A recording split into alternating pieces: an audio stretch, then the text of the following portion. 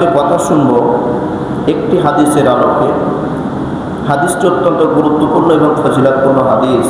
সফর মাস চলে, সফর মাসের ভিতরে এই হাদিসটি আসছে। সাহাবীর নাম হলো হযরত আব্দুল্লাহ ইবনে আব্বাস রাদিয়াল্লাহু তাআলা আনহু। কি নাম বলেন? আব্দুল্লাহ ইবনে আব্বাস রাদিয়াল্লাহু তাআলা আনহু।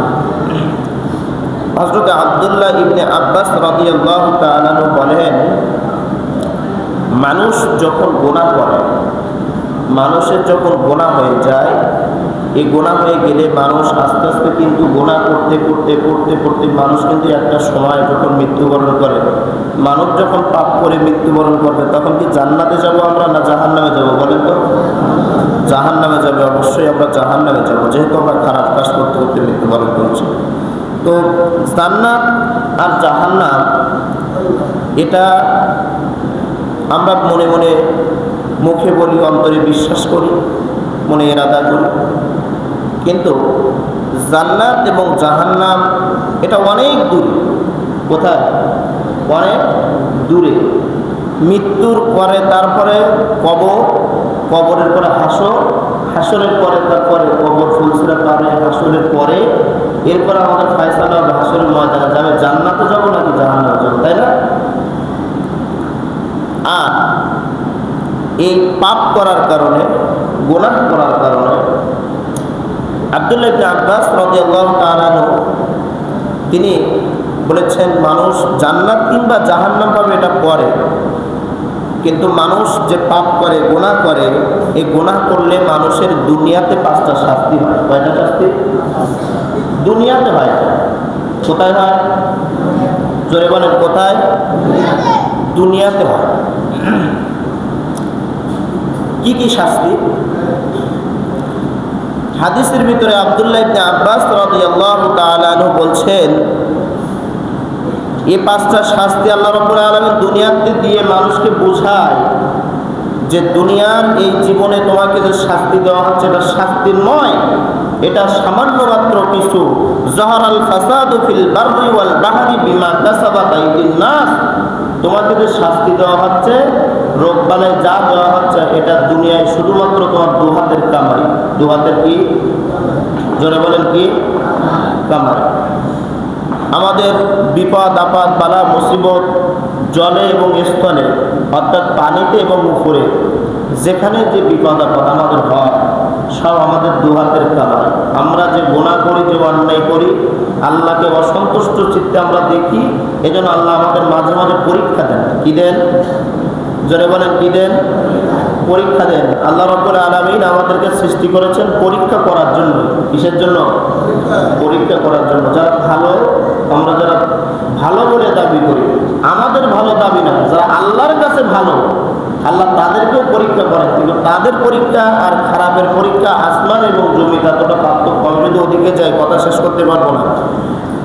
যেহেতু আব্দুল্লাহ ইবনে আব্বাস রাদিয়াল্লাহু তাআলা আনহু এই হাদিসটি নিয়েছি, এই হাদিসে বলা হয়েছে মানুষ যখন গুনাহ করে তার ওই শাস্তি, তার দুহাতের কামাই করা অর্জিত জিনিস, যে গুনাহ সে করছে, এটা আল্লাহ পাক দুনিয়াতে তার জন্য 5টা রাখে। কয়টা? 5টা। সেই 5টা কি কি আসুন আমরা শোনার চেষ্টা করি।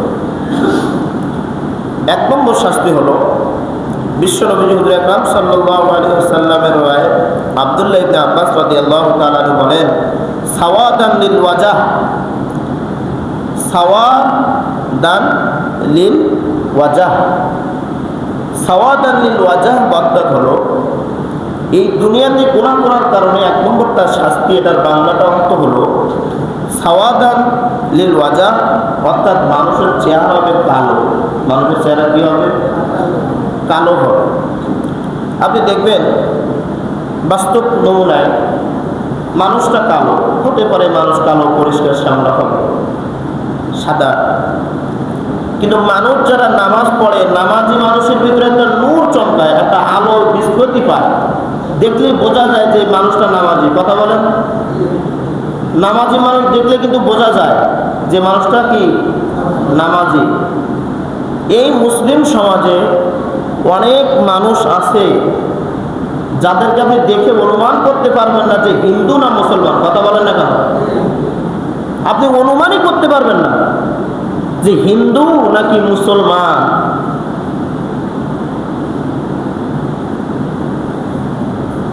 এক নম্বর শাস্তি সাওয়াদান লিল ওয়াজহি, মানুষের চেহারাগুলো কালো হবে।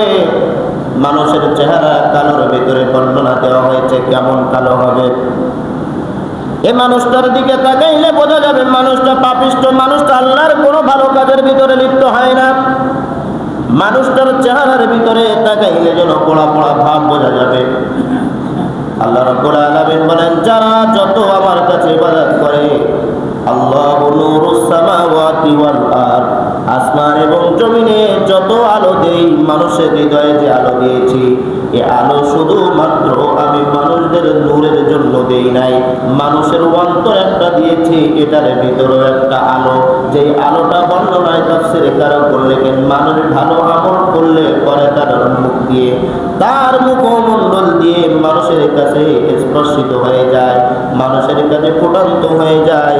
এই ব্যক্তিটা ভালো, তার চেহারা দেখলে বোঝা যায়।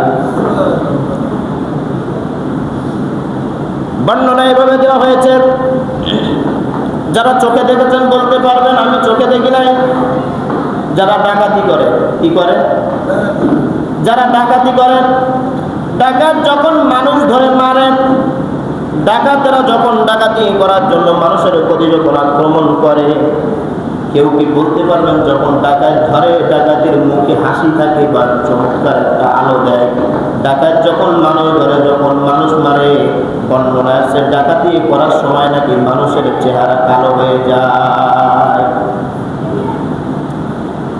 বিশ্বাস না হয়, একটা পাপিষ্ঠ মানুষ যখন মারা যাবে, নামাজ পড়তো না, রোজা রাখতো না, হজ করেনি, যাকাত দেয়নি, গুনাহগার মানুষ যখন আল্লাহর ঘরে সেজদা দেয়নি, এই মানুষটা যখন মারা যাবে তার মুখের দিকে তাকাবেন।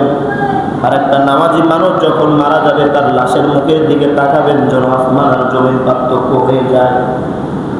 বিশ্বাস হয় আপনাদের? নামাজি মানুষ মারা গেলে কিন্তু তার মুখ দিয়ে একটা আলো চমকায়। কিন্তু অনেকে বলে না এই লোকটা ভালো ছিল, তো মারা যাওয়ার পরে চেহারা খুলছে, বলে না? বলে না? আল্লাহু নূরুস সামাওয়াতি ওয়াল আরদ, আল্লাহ আসমান এবং জমিনে যা আলো দিয়েছে মানুষের ভিতর দিয়ে ফোটাই দিয়েছে। সুবহানাল্লাহ। মানুষগুলো সব ওই অন্ধকার জগতে ছিল।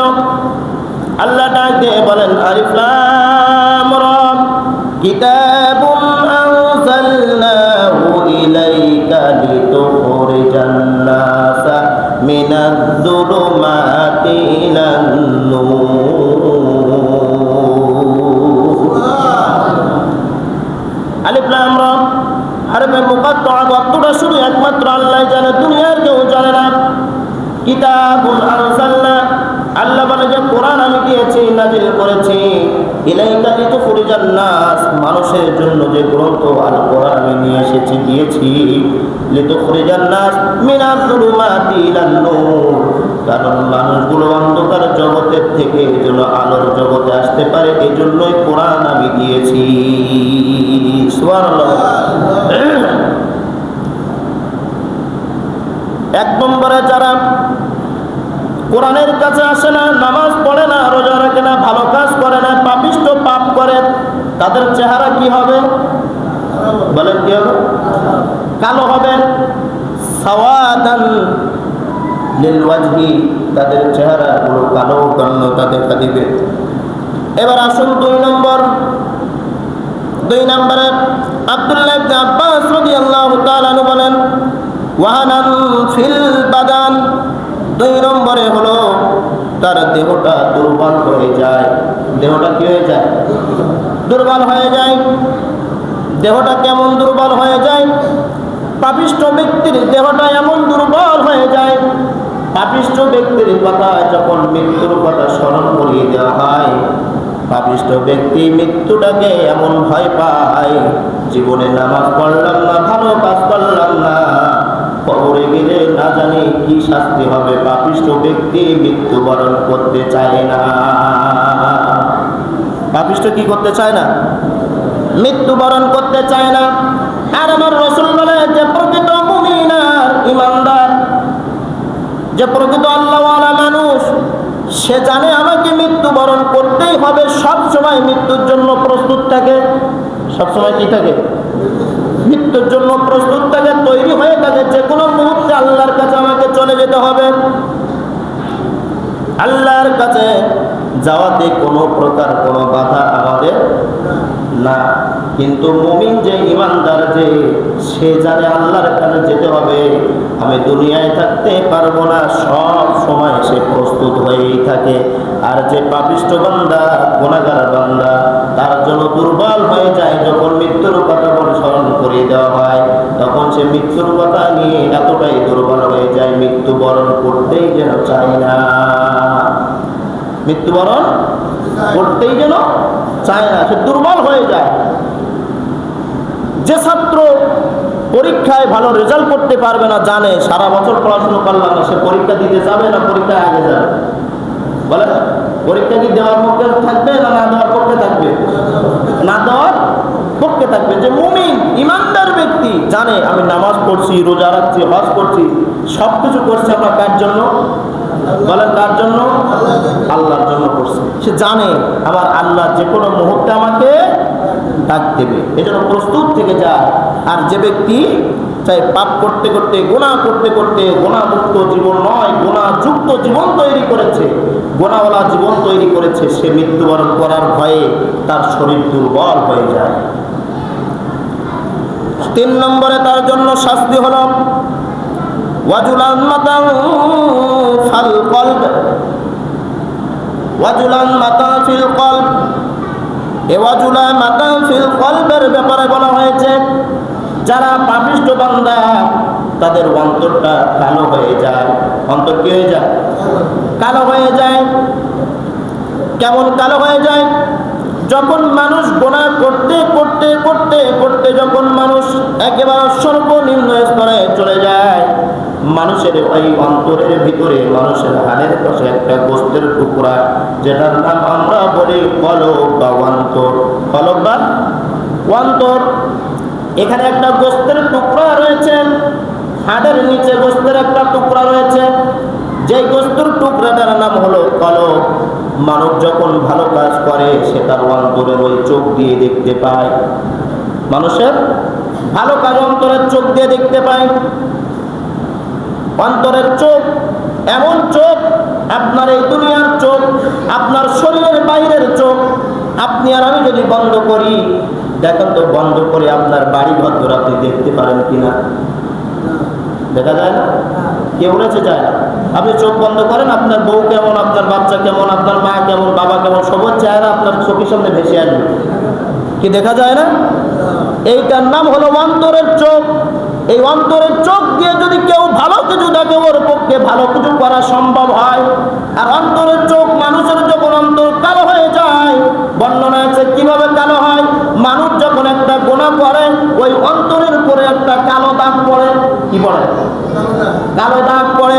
কালো দাগ পড়তে পড়তে পড়তে পড়তে মানুষ যত গুনাহ করে, গোস্তের টুকরায় তত কালো দাগ পড়ে। এক সময় দেখা যায় অন্তরের চোখটা মানুষের কালো হয়ে যায়, আর মানুষ ভালো কিছু চোখে দেখতে পায় না।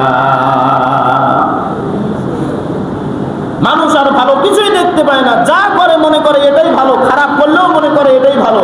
আল্লাহ বলেন যে তার অন্তরে আমি মোহর মেরে দিচ্ছি, একটা সিল মেরে দিচ্ছি, তার কলবে একটা সিল মেরে দিচ্ছি। বালহুম আদল, এই মানুষ হচ্ছে চতুষ্পদ জন্তুর চেয়ে আরো খারাপ। নাউজুবিল্লাহ বলবেন না? কিসের চেয়ে খারাপ? চতুষ্পদ জন্তুর, জানোয়ারের চাইতে খারাপ। বালহুম আদল, এরা চতুষ্পদ জন্তুর চেয়ে আরো খারাপ।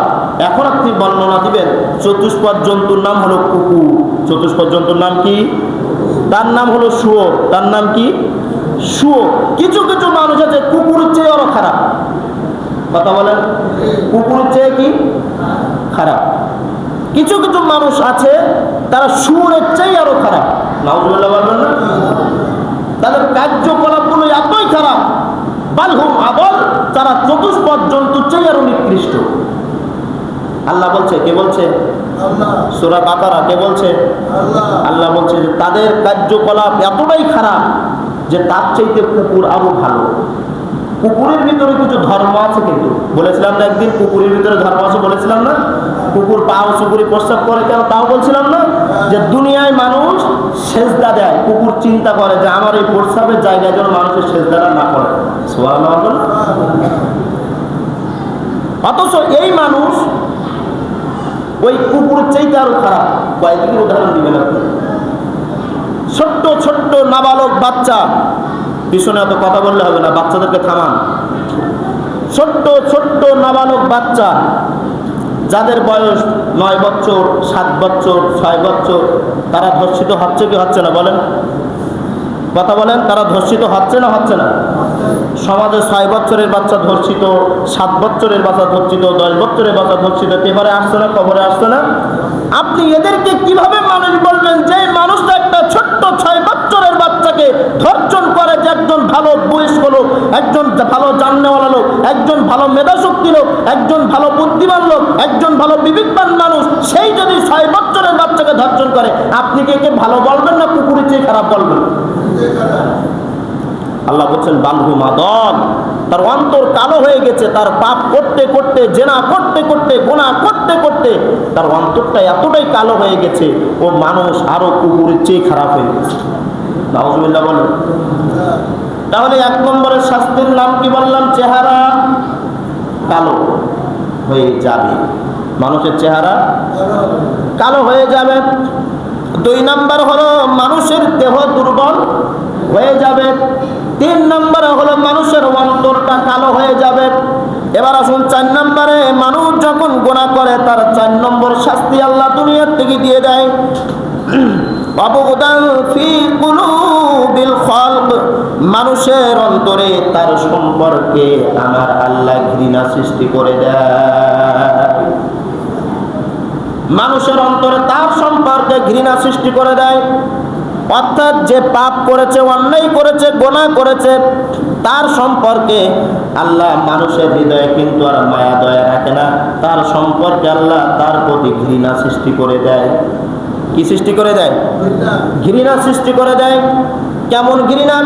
আমি হুজুর এখানে বসে ওয়াজ করছি, কিন্তু বাইরে যে সাপোজ আল্লাহ না করান, আল্লাহ যেন না করান, আল্লাহ যেন না করান, আমি মনে করেন বাইরে যে আপনাদের গ্রামের একটা মেয়ের ওড়না ধরে টান দিলাম, তখন কি আপনারা আমার সাপোর্ট করবেন না পাঁচ জুতা খুলে জুতাবেন? বলেন বলেন, পাঁচ জুতা খুলে জুতাতে আপনারা বাধ্য থাকবেন, কারণ আমি পাপ করেছি। আমি কি করেছি বলেন? কি করেছি? আমাকে দিয়ে বুঝাই যেন মানুষ কষ্ট না পায়। আমি পাপ করেছি, অন্যায় করেছি, বাধ্য হবেন আপনি আমাকে পিটাতে। আল্লাহ বলছেন ঠিক ওই মানুষ যখন গুনাহ করে, অন্যায় করে, গুনাহ মানে তো পাপ, ভুল। মানুষ যখন সমাজে ভুল করে, অন্যায় করে, গুনাহ করে, এই মানুষটার জন্য আর মানুষের হৃদয়ে আমি ভালোবাসা রাখি না, তাদের হৃদয়ে আমি ঘৃণা ঢুকাই দেয়। কি ঢুকাই দেয় বলেন? কি ঢুকাই দেয়? সমাজে অনেক মানুষ আছে দেখবেন, মানুষ তাদের দেখলি যেন নাক মুখ ছিটকায়, আসে না বলেন? আসে না?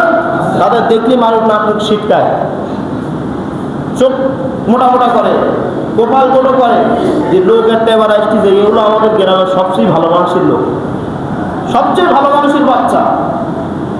এই যদি মত মনে হয় আমি মসজিদে ঢুকে দিই 5 কেজি জিলাপি দিতাম, এরকম লোক সমাজে একটা আসে বলো, আসে না? আসে না? অবশ্যই আছে, বাস্তবতা দিয়ে আর বোঝাতে চাচ্ছি না।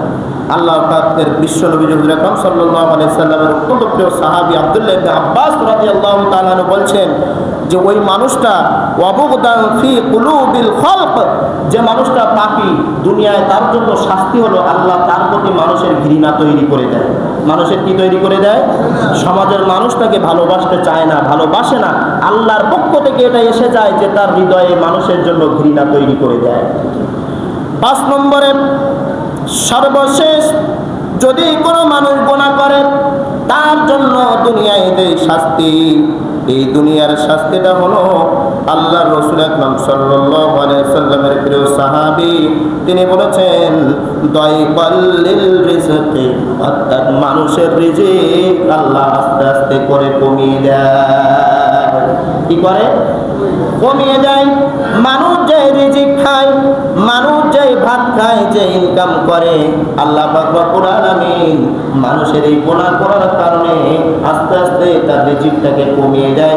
পূর্বের নাই যেভাবে রিজিক পেত, গুনাহ বেশি হওয়ার কারণে আল্লাহ তার ইনকামের ভিতরে আর বরকত দেয় না, আস্তে আস্তে করে তার সংসারের ভিতরে অশান্তি ঢুকিয়ে দেয়, সংসারে আনটান বাঁধে দেয়। যারা সমাজের ভিতরে, গ্রামের ভিতরে, মহল্লার ভিতরে যারা হালাল ভাবে চলে না, সঠিক পন্থা ইনকাম করে চলে না, মানুষের কাছ থেকে চাঁদা নিয়ে চলে, মানুষের উপরে জুলুম করে চলে, মানুষের কাছ থেকে হারাম টাকা নিয়ে চলে, ঘুষ নিয়ে চলে, সুদ নিয়ে চলে, যারা মানুষের বিপদে ইনকাম করে চলে, আপনারা কি দেখাতে পারবেন সমাজের ভিতরে এই মানুষটা অনেক কিছু করতে পেরেছে? পারবেন দেখাতে? যে ব্যক্তি সমাজের ভিতরে মানুষের কাছ থেকে ছিনতাই করে খায়, মানুষের কাছ থেকে গুনাহের জন্য মানুষের কাছ থেকে বিপদে নেয়, মানুষের হক ফাঁকি দিয়ে খায়, আল্লাহ বলেন ওই মানুষটা পাপ করার কারণে আমি আল্লাহ তার রিজিকে বরকত কমাইয়া দেয়, তার রিজিকের ভিতরে আর আমি আল্লাহ বরকত দেই না। ১ নম্বরে তার রিজিক কমিয়ে দেই, এতটাই রিজিক কমিয়ে দেই যে তার সংসারে সব সময়ের জন্য অশান্তি লেগেই থাকে। আপনি বিশ্বাস করেন, আপনি বিশ্বাস করেন বা নাই করেন, অনেক আলেমদের সাথে আপনি পরামর্শ করবেন, যেখানে যে মসজিদের ইমাম সাহেবকে পাবেন আপনি পরামর্শ করবেন, ভাই আপনার এত কম টাকা বেতন, আপনার চলে কি করে? আপনার চাইতে আমি ইনকাম আরো বেশি করি, আমার তো গণমুখ আসলে এমন কোনো গণ নেই ১৫-২০ হাজার টাকা ইনকাম নেই, আপনি চলেন কি করে? বাস্তবতাটা শুনবেন। অল্প টাকার ভিতরেও আল্লাহ এত আমাদের বরকত দেয় যে আমাদের সংসারে হয়তো আপনাদের মতো ইচ্ছা করলেই ৫ কেজি গরু গোশত কিনতে পারি না, কিন্তু এরপরে একটা রহমত আছে। সুবহানাল্লাহ বলেন। এর উপস্থিতি আমার। তাহলে অপরাধ করলে শাস্তি কয়টা? আবার বলেন কয়টা? ১ নম্বরের শাস্তি কি হবে? চেহারা কালো হবে, এটা মৃত্যুর পরেও হবে, মৃত্যুর আগেও হবে। ২ নম্বরে যাদের শাস্তি দেওয়া হবে তাদের দেহকে কি করা হবে? দুর্বল করে দেওয়া হবে, মৃত্যুকে বেশি বেশি ভয় পাবে। ৩ নম্বরে হলো তাদের অন্তর কালো হবে। কি হবে? অন্তর কি হবে? কালো হবে। ৪ নম্বরে যে শাস্তি তার জন্য দেওয়া হবে, মানুষের প্রতি তার ঘৃণা তৈরি করে দেওয়া হবে। মানুষের প্রতি কি দেওয়া হবে? ঘৃণা তৈরি। ৫ নম্বরে হলো আল্লাহ তার রিজিকে বরকত কমাইয়া দেয় বা তার রিজিককে আল্লাহ কমিয়ে দেয়। আল্লাহ রাব্বুল আলামিন এই গুনাহ মুক্ত জীবন আমাদেরকে দান করুক। সকলে বলেন আমিন। আরো জোরে বলেন আমিন। এবার আসুন, এই গুনাহ না করলে 2টা লাভ। কয়টা লাভ? কয়টা লাভ? 2টা লাভ। আসুন সেই 2টা লাভ বলেই আমি সংক্ষিপ্ত আকারে ছেড়ে দিচ্ছি। এই 2টা লাভ হলো, ১ নম্বরে আল্লাহ তাআলা ডেকে বলে, বান্দা গুনাহ করেছো ভালো, অন্যায় করেছো ভালো, হতাশ হয় না, নিরাশ হয় না। আমরা গুনাহ করব এটা আল্লাহ জানে কি জানে না? বলেন। অবশ্যই জানে। এই ইনসান দুনিয়ায় গেলে গুনাহ করবে, মারামারি করবে, লাঠি টেনে বলবাড়ি করবে, হামদানান্ত হবে। আল্লাহ বলেন, বান্দা সব কিছু শেষে যদি আমার কাছে তওবা করো, ফিরে আসো, ক্ষমা করার মালিক কে? জোরে বলেন আল্লাহ। নামারও জোরে বলেন আল্লাহ। আল্লাহ তাআলা ডাক দিয়ে বলেন ৬৬ নম্বর সূরা, সূরার নাম হলো সূরাতুত তাহরীম। একটি আয়াতের অর্থ বলেই সংক্ষিপ্ত করে ছেড়ে দিচ্ছি। আল্লাহ বলেন, ইয়া আইয়ুহাল্লাযীনা আমানু তুবু ইলাল্লাহি তাওবাতান নাসুহা। আল্লাহ বলে, বান্দা, ইয়া আইয়ুহাল্লাযীনা আমানু, হে আমার ঈমানদার বান্দাগণ, তোমরা আল্লাহর কাছে তওবা করো। কি করো? তওবা করো। তওবা মানে ফিরে আসা। তওবা মানে কি? ফিরে আসা। পূর্বে গুনাহ করেছি, পাপের কথা শুনেছি, আর গুনাহ করব না, ফিরে আসো। তুবু ইলাল্লাহি তাওবাতান নাসুহা। নাসুহা অর্থাৎ হলো প্রকৃত তওবা। খাঁটি তওবা করো, যে গুনাহ করেছি আর করতে চাই না, খাঁটি তওবা করো। আল্লাহ বলেন, মুমিন যদি হতে চাও আমার কাছে তওবা করো। কেমন তওবা? তুবু ইলাল্লাহি তাওবাতুন নাসুহা। খাঁটি তওবা, প্রকৃত তওবা করো। যদি করতে পারো তওবা, 2টা লাভ বলেছি, কিন্তু কয়টা? 2টা লাভ। ১ নম্বরে লাভ হলো আসা রাব্বুকুম আইয়ুকাফিরা আনকুম সাইয়্যাতিকুম। যদি তোমরা করতে পারো, আসা রাব্বুকুম, আশা করে তোমাদের রব তোমাদের পাপ সমূহকে মাফ করে দিবেন, মোচন করে দিবেন। সুবহানাল্লাহ বলেন। যদি তওবা করতে পারি, 1 নম্বর লাভ হলো গুনাহ কি করে দেবেন? কে মাফ করে দেবেন? তোমাদের রব। আমাদের রব কে? আল্লাহ। আল্লাহ বলছেন যদি তুমি ফিরে এসে তওবা করতে পারো, খাঁটি তওবা করতে পারো, 1 নম্বর হলো আসা রব্বুকুম আইয়ুকাফির আনকুম, আমি তোমাকে মাফ করে দিতে পারি। সুবহানাল্লাহ বলেন। 2 নম্বরে আল্লাহ রাব্বুল আলামিন বলছেন ওয়াইদখিলুকুম জান্নাতিন তাজরি মিন তাহতিহাল আনহার, আর 2 নম্বরে তোমাদেরকে এমন জান্নাতে প্রবেশ করাবো যার পাদদেশে রয়েছে নহর সমূহ প্রবাহিত। অর্থাৎ এমন একটা জান্নাতে তোমাদেরকে, এমন একটা জান্নাতে প্রবেশ করাবো যার পাশ দিয়ে রয়েছে আল্লাহর দেওয়া একটা নদী। সুবহানাল্লাহ। যার পাদদেশে, যার পাশে, যার পায়ের তলা, যার নিচে এমন একটা জান্নাতের নিচে এমন একটা নহর, এমন একটা জিনিস রয়েছে, যে জিনিসটার নাম হলো নদী। কি রয়েছে বলেন? নদী। কি সেই নদীটা? কি সেই নদী? এই নদী হলো এমন নদী, যেই নদীর পানি হলো দুধের চেয়ে আরো সাদা। সুবহানাল্লাহ বলবেন না? দুধের চেয়ে আরো কি সাদা। আর এই পানির স্বাদ এত স্বাদ, যেই স্বাদ দুনিয়ার হাউজে কাউসার যেটাকে বলা হয়, 1 ঢোক যদি খাওয়ানো হয় এই পাদদেশের পানি, তার কিয়ামতের ময়দানে যদি একবার যদি কেউ এই পানি কাউকে দেওয়া হয়, জান্নাতে যদি দেওয়া হয়, তার জীবনে আর কোনোদিন তার পানি পিপাসা লাগবে না। সুবহানাল্লাহ বলেন। আল্লাহ রাব্বুল আলামিন আমাদের এই পাপমুক্ত জীবনকে দান করুন। আল্লাহ রাব্বুল আলামিন আমাদেরকে ভালো ভালো নেক আমল করে আল্লাহ জান্নাতে পাইতে পাওয়ার তৌফিক দান করুন। বলেন আমিন। ওয়া আখিরু দাওয়ানা আলহামদুলিল্লাহি রাব্বিল আলামিন ওয়া মা আলাইনা ইল্লাল বালাগ। আসসালামু আলাইকুম ওয়া রাহমাতুল্লাহ।